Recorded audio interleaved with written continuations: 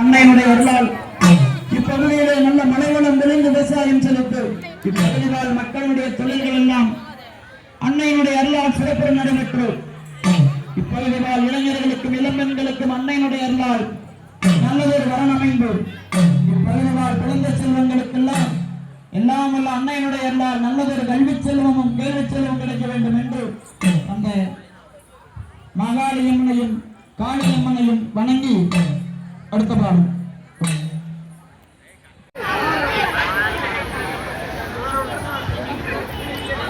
hello hello hello